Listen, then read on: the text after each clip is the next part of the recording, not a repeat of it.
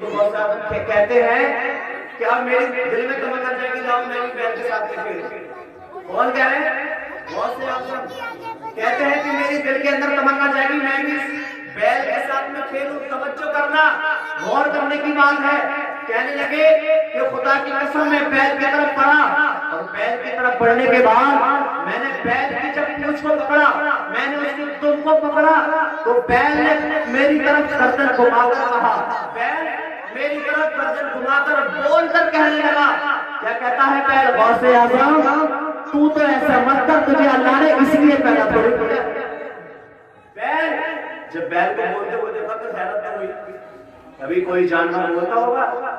حیرت ہوئی. ایک کمرے میں بند ہو، وہاں کوئی چیز گر جائے تو انسان کی روح کانپ جاتی ہے، نہ جانے کیا بات ہو رہی ہے. تو جب بیل کو آپ نے بولتے ہوئے دیکھا کہ بیل بول گیا، ڈر کے مارے کہتے ہیں کہ میں خوف زدہ ہو گیا. گھر پہنچا، گھر جا کر میں اپنے کمرے میں گیا اور میں نے دیکھا کہ میری والدہ نماز پڑھ رہی تھی. میں نے نماز میری والدہ کو نہیں دیکھا. میں کمرے میں جاتا ہوں اور جانے کے بعد میں وہاں میں بیٹھ گیا. بیٹھنے کے بعد میں خوف زدہ تھا، اللہ کا شکر ادا کرنے لگا. اے مالک السما پروردگار عالم کا شکر ہے مجھے کچھ نہیں ہوا، بیل بول گیا ہے.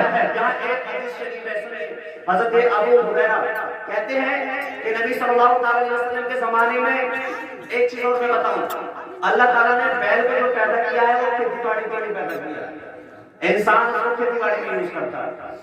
اب یہاں ایک شخص بیل کے اوپر سواری کر رہا تھا. کس کے زمانے میں؟ نبی صلی اللہ علیہ وسلم کے زمانے میں وہ ایک شخص بیل پر بیٹھا ہوا سواری کر رہا تھا. بیل نے اس کو اتار دیا. جب وہ اتر گیا تو بیل اس کی طرف منہ اٹھا کر کہنے لگا بڑا بے وقوف انسان ہے، اللہ نے مجھے جو پیدا کیا ہے اس نے کھیتی باڑی کے لیے پیدا کیا ہے، سواری کے لیے اللہ تعالیٰ نے گھوڑے پیدا کیے ہیں، اونٹ پیدا کیے ہیں، خچر پیدا کیے ہیں، ان پر سواری کر. مجھے اللہ نے کھیتی باڑی کے لیے پیدا کیا، کھیتی باڑی کا کام کرنا. اب وہ ڈر گیا، خوف زدہ ہو گیا. تو جب بیل نے کہا نا کہ یہ حیرت کی بات ہے تو وہ کہنے لگا کہ یار یہ تو بڑی حیرت کی بات ہے کہ بیل بھی بولتا ہے. یہ تو بڑے حیرت کی بات ہے کہ بیل بھی بولتا ہے.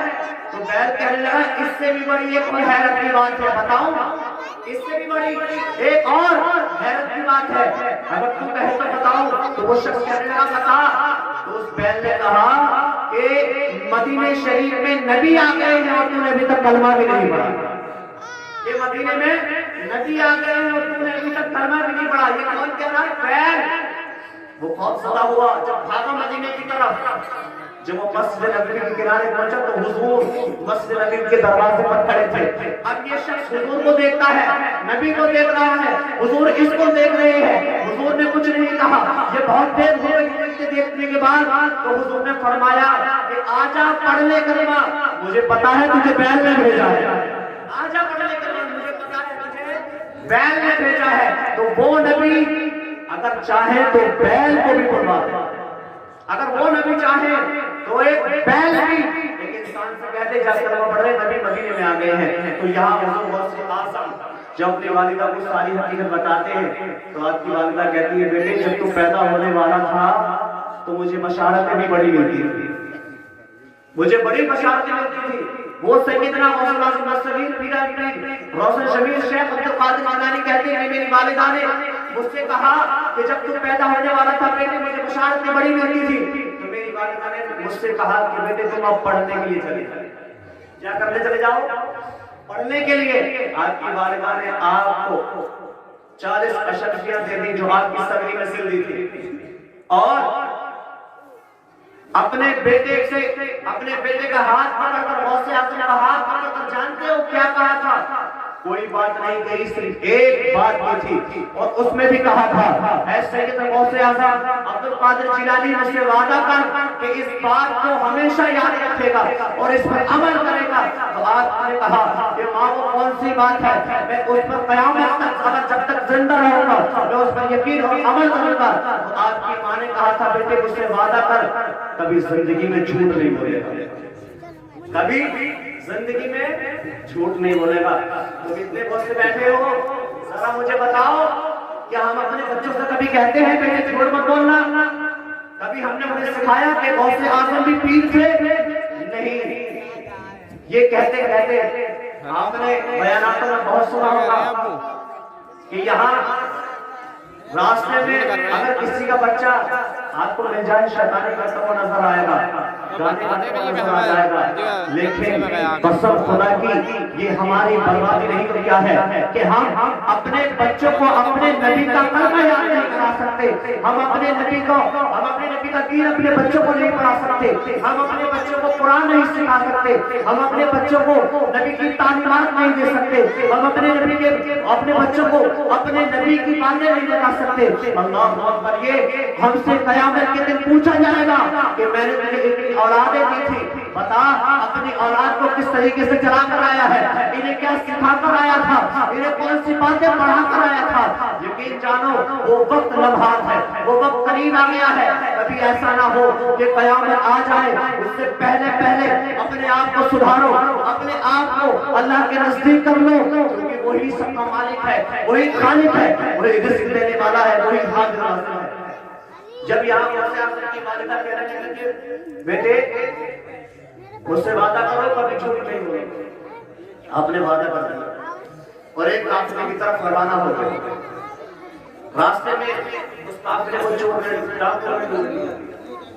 تو حضور سیدنا غوث الاعظم صغیر پیران پیروز ضمیر شیخ عبد القادر جیلانی کے پاس چور آنے لگے، وہ کہنے لگے اے شہزادے، اے بیٹے تمہارے پاس کچھ ہے؟ وہ کہنے لگے میرے پاس تو کچھ نہیں ہے۔ اللہ اکبر، حضور غوث اعظم سے پوچھا گیا اے بیٹے تم بڑے خوبصورت نظر آتے ہو، کیا تمہارے پاس بھی کوئی مال و دولت ہے؟ تو حضور غوث اعظم فرمانے لگے ہاں میرے پاس 40 سونے کے اثر کیا ہے۔ وہ ڈاکو کہنے لگا بچہ مذاق کرتا ہے، کہہ کر چلا گیا۔ اس طریقے سے سارے ڈاکو نے پوچھ لیا، جب سارے کچھ مان لوٹ لیا، جب جانے لگے تو ایک نے کہا اس بچے سے پتہ کرو، تو کہنے لگے سارے کے سارے کہ حضور ہم نے اس سے پوچھ لیا ہے، یہ کہتا ہے کہ میرے پاس سونے کی 40 اشر کیا ہے۔ اس غوث اعظم کو قریب بلایا اور بلانے کے بعد میں کہتے ہیں کہ آپ جو کہہ رہے ہیں کہ آپ کے پاس سونے کی 40 اشر کیا ہے، کہ آپ جھوٹ بول رہے ہیں؟ بولے نہیں، میری ماں نے سکھایا تھا جھوٹ نہیں بولنا، میں جھوٹ نہیں بول رہا ہوں۔ تو کہنے لگے آپ کے اشر کی رکھی کہاں ہے؟ فقط فرماتے ہیں غوث اعظم کہ میری والدہ نے میری صدری کے اندر سل دی ہے، اگر تم چاہو تو میری صدری کو پھاڑ کر دیکھو، خدا گواہ ہے کہ اس کے اندر سونے کی 40 اشر کیا نکلے گی۔ اللہ اکبر، وہ ڈاکو نے آپ کی صدری کو اتارنے کے بعد جب اس کو پھاڑتے ہیں اور دیکھتے ہیں کہ اس کے اندر واقعی سونے کی 40 اشر کیا، تو وہ ڈاکو کہنے لگے کہ اے بچے اگر تو چاہتا تو ہمیں ان سے بچا لیتا، اگر تو چاہتا تو جھوٹ بول کر ان اشر کو بچا سکتا تھا۔ تو انہوں نے کہا میرے پیرانے پیر غوث ضمیر نے کہا تھا کہ میں جب پڑھنے کے لیے گھر سے باہر نکلا تھا تو میری ماں نے مجھ سے وعدہ کیا تھا کہ بیٹے اگر جان جائے چلی جائے، اگر مال جائے چلا جائے، اگر دولت جائے چلی جائے، لیکن بیٹے کبھی زبان سے جھوٹ مت بولنا، کبھی زبان سے جھوٹ مت بولنا۔ یہ قرآن شریف کی آیت ہے لعنۃ اللہ علی الکاذبین، جھوٹوں پر اللہ کی لعنت ہے، جھوٹوں پر اللہ کی لعنت ہے۔ اور آج تم خود دیکھو لوگ تو مذاقوں میں بھی جھوٹ بول دیتے ہیں۔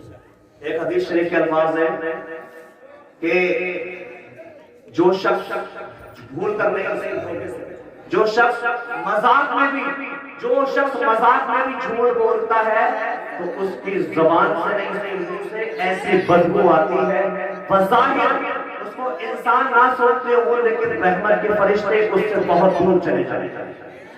بہرحال مقصد کیا ہے؟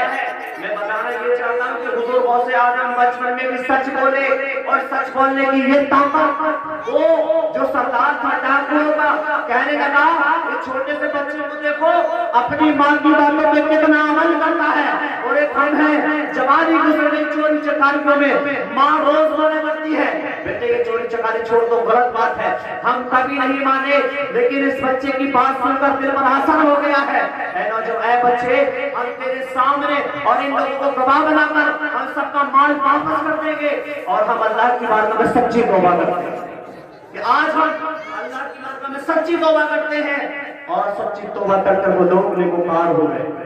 اگر مسلمان اللہ کی باتوں پر، اللہ کے احکام پر پابند ہو جائے تو کوئی چیز کو توڑ نہیں سکتی، کوئی چیز کو موڑ نہیں سکتی۔ بہرحال درود پڑھیے اللہم صلی علی سیدنا محمد و بارک وسلم۔ بس دو اشعار نازل ہوں من قبل وصابہ کا ملازہ